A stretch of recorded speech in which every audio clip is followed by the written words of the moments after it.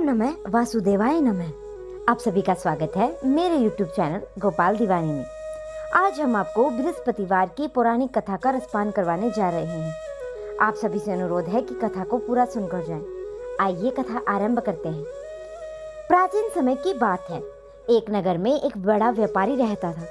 वह जहाजों में माल लदवा कर दूसरे देशों में भेजा करता था। वह जिस प्रकार अधिक धन कमाता उसी प्रकार जी खोलकर दान भी करता था, परंतु उसकी पत्नी अत्यंत कंजूस थी।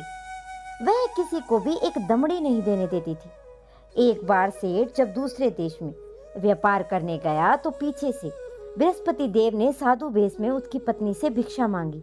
व्यापारी की पत्नी बृहस्पति देव से बोली कि हे साधु महाराज, मैं इस दान पुण्य से तंग आ गई हूँ। आप कोई ऐसा उपाय बताए जिससे मेरा सारा धन नष्ट हो जाए और मैं आराम से रह सकूं। यह धन लूटता हुआ मैं नहीं देख सकती। बृहस्पति देव ने कहा कि हे देवी, तुम बड़ी विचित्र हो। संतान और धन से भी भला कोई दुखी होता है? अगर अधिक धन है तो उसे शुभ कार्यों में लगवाओ, कुंवारी कन्याओं का विवाह कराओ, विद्यालय और बाग बगीचों का निर्माण कराओ। ऐसे पुण्य कार्य करने से तुम्हारा लोक परलोक सार्थक हो सकता है। परंतु साधु की इन बातों से व्यापारी की पत्नी को खुशी नहीं हुई और उसने कहा कि मुझे ऐसे धन की आवश्यकता नहीं जिसे मैं दान में दूं। तब बृहस्पति देव बोले कि यदि तुम्हारी ऐसी इच्छा है तो तुम एक उपाय करना। 7 बृहस्पतिवार घर को गोबर से लीपना और अपने केशों को पीली मिट्टी से धोना। केशों को धोते समय स्नान करना। व्यापारी से हजामत बनाने को कहना। भोजन में मांस मदिरा खाना। कपड़े अपने घर पर धोना और ऐसा करने से तुम्हारा सारा धन नष्ट हो जाएगा। इतना कहकर बृहस्पति देव अंतर्ध्यान हो गए। व्यापारी की पत्नी ने बृहस्पति देव के कहे अनुसार 7 बृहस्पतिवार वैसा ही करने का निश्चय किया। केवल 3 बृहस्पतिवार ही बीते थे, उसकी सभी धन संपत्ति नष्ट हो गई और वह परलोक को सिधार गई। जब व्यापारी वापस आया तो उसने देखा कि उसका सब कुछ नष्ट हो चुका था। उसकी व्यापारी ने अपनी पुत्री को सांत्वना दी और दूसरे नगर में जाकर बस गया और वह वहां पर जंगल में लकड़ी काट कर लाता और शहर में बेचता। इस तरह वह अपना जीवन व्यतीत करने लगा। एक दिन उसकी पुत्री ने दही खाने की इच्छा प्रकट की, लेकिन व्यापारी के पास दही खरीदने तक के भी पैसे नहीं थे और वह अपनी पुत्री को आश्वासन देकर जंगल में लकड़ी काटने चला गया। वहां एक वृक्ष के नीचे बैठ अपनी पूर्व दशा पर विचार करके रोने लगा। उस दिन बृहस्पतिवार का दिन था। तभी वहां बृहस्पति देव साधु के रूप में सेठ के पास आए और बोले कि हे मनुष्य, तो इस जंगल में किस चिंता में बैठा है? तब व्यापारी बोला कि हे महाराज, आप तो सब कुछ जानते हैं।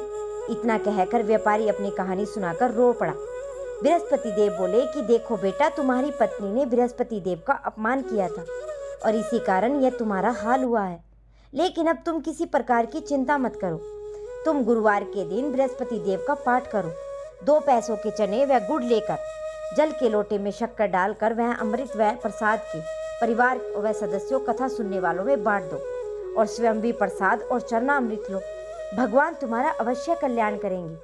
साधु की बात सुनकर व्यापारी बोला कि महाराज, मुझे तो इतना भी नहीं बचता कि मैं अपनी पुत्री को दही लाकर दे सकूं। इस पर साधु जी बोले कि तुम लकड़ियां बेचने शहर को जाना। तुम्हें लकड़ियों के दाम पहले से चौगुने मिलेंगे, जिससे तुम्हारे सारे कार्य सिद्ध हो जाएंगे। उसने लकड़ियां काटी और शहर में बेचने के लिए चल पड़ा। उसकी लकड़ियां उस दिन अच्छे दाम में बिक गई, जिससे उसने अपनी पुत्री के लिए दही लिया और गुरुवार की कथा हेतु चना व गुड़ लेकर कथा की और प्रसाद बांटकर स्वयं भी खाया। उसी दिन से उसकी सभी कठिनाइयां दूर होने लगी। परंतु अगले बृहस्पतिवार को वह कथा करना भूल गया और अगले दिन वहां के राजा ने एक बड़े यज्ञ का आयोजन कर पूरे नगर में लोगों के लिए भोजन का आयोजन किया। राजा की आज्ञा के अनुसार पूरा नगर राजा महल में भोजन करने गया, लेकिन उसकी व्यापारी की पुत्री वह व्यापारी तनिक विलंब में पहुंचे। उन दोनों को राजा ने महल में ले जाकर भोजन कराया। जब वे दोनों वापस लौटकर आए तो रानी ने देखा कि उसका खूंटी पर टंगा हुआ हार गायब है। रानी को व्यापारी और उसकी पुत्री पर संदेह हुआ और राजा की आज्ञा से उन्होंने उन दोनों को कारावास की कोठरी में डाल दिया गया। कैद में पड़कर दोनों अत्यंत दुखी हो गए। वहां उन्होंने बृहस्पति देवता का स्मरण किया। बृहस्पति देव ने प्रकट होकर व्यापारी को अपनी भूल का आभास कराया और उन्हें सलाह दी कि गुरुवार के दिन कैद खाने के दरवाजे पर उन्हें 2 पैसे मिलेंगे। उनसे तुम चनक्का और मुनक्के मंगवा कर विधि पूर्वक बृहस्पति देवता का पूजन करना, जिससे तुम्हारे सारे दुख दर्द दूर हो जाएंगे। बृहस्पतिवार को कैद खाने के द्वार पर उन्हें 2 पैसे मिले। बाहर सड़क पर एक स्त्री जा रही थी। व्यापारी ने उसे बुलाकर गुड़ व चने लाने को कहा तो इस पर वह स्त्री बोली कि मैं अपनी बहू के लिए गहने लेने जा रही हूँ और मेरे पास समय नहीं है। वह कहकर वह चली गई।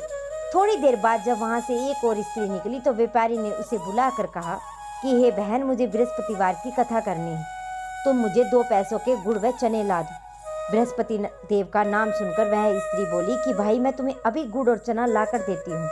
मेरा इकलौता पुत्र मर गया है, मैं उसके लिए कफन लेने जा रही थी, लेकिन मैं तुम्हारा काम पहले करूँगी और इसके बाद अपने पुत्र के लिए कफन लाऊंगी।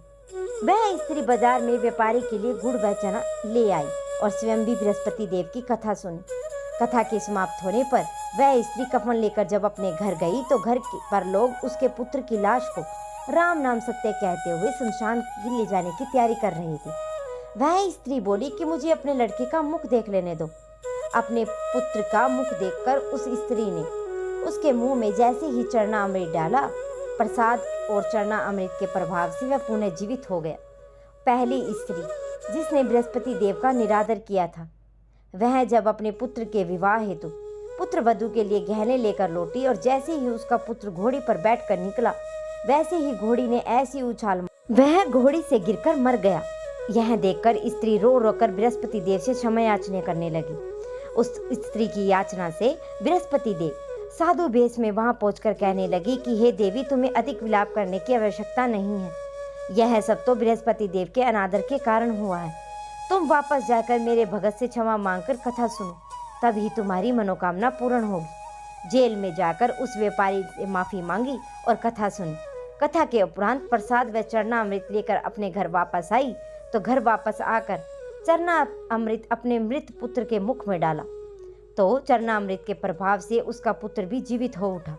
और उसी रात बृहस्पति देव राजा के सपने में आए और बोले कि हे राजन, तूने जिस व्यापारी और उसकी पुत्री को जेल में कैद कर रखा है वह बिल्कुल निर्दोष है। तुम्हारी रानी का हार वहीं खूंटी पर टंगा है। दिन निकला तो राजा रानी ने हार खूंटी पर लटका हुआ ही देखा। राजा ने उस व्यापारी और उसकी पुत्री को रिहा कर दिया और उन्हें आधा राज्य देकर पुत्री का विवाह उच्च कुल में करवाकर हीरे जवाहरात देकर विदा किया। तो ये थी बृहस्पति देव की व्रत कथा। अब अगली कथा का रसपान करने के लिए आप अगली कथा सुनेंगे। अगर आप सभी को कथा पसंद आई हो तो मेरे चैनल को सब्सक्राइब करें, वीडियो को लाइक करें और वीडियो को शेयर करना ना भूलें।